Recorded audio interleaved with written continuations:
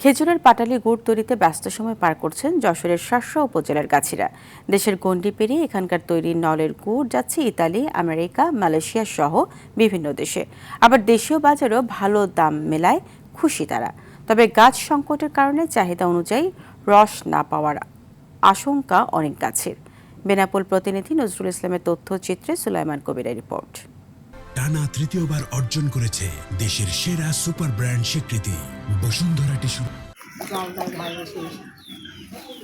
যশোরের শার্শা উপজেলার খাঁটি খেজুরের গুড় ও পাটালির কদর রয়েছে দেশব্যাপী। সুনামের গণ্ডি এরই মধ্যে দেশ থেকে বিদেশেও ছড়িয়েছে।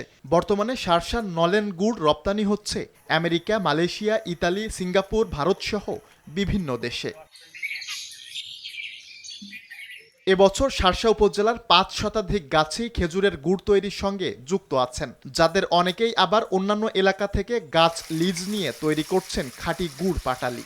রস হয়, পাটালি বানাই, গুড় বানাই, বিভিন্ন দেশে যায়, ব্যাপারীরা এসে নিয়ে যায়। আমাদের ৫০-৬০টি গাছ আছে, আমরা প্রত্যেকদিন ২০-৩০টি করে গাছ কাটি। আমি পাটালি কিনতে আসছি, এই গুড়টা খুবই ভালো, খুবই সুস্বাদু। নিরাপদ উপায়ে খেজুরের রস ও গুড় উৎপাদনে গাছিদের প্রশিক্ষণ সহ সব ধরনের সহযোগিতার আশ্বাস উপজেলা কৃষি বিভাগের।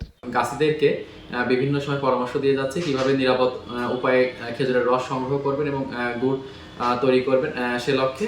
এবং এছাড়া আমরা উপজেলা কৃষি বিভাগের পক্ষ থেকে তাদেরকে সার্বিক বিষয়ে পরামর্শ দিয়ে যাচ্ছি। চলতি মৌসুমে শার্শায় ৭৬ থেকে ৭৮ হাজার খেজুর গাছ থেকে রস সংগ্রহ করা হচ্ছে। কেজি প্রতি নলেন গুড় বিক্রি হচ্ছে ১,০০০ থেকে ১১০০ টাকায়, আর পাটালি বিক্রি হচ্ছে ১২০০ টাকায়। সুলাইমান কবির, RTV।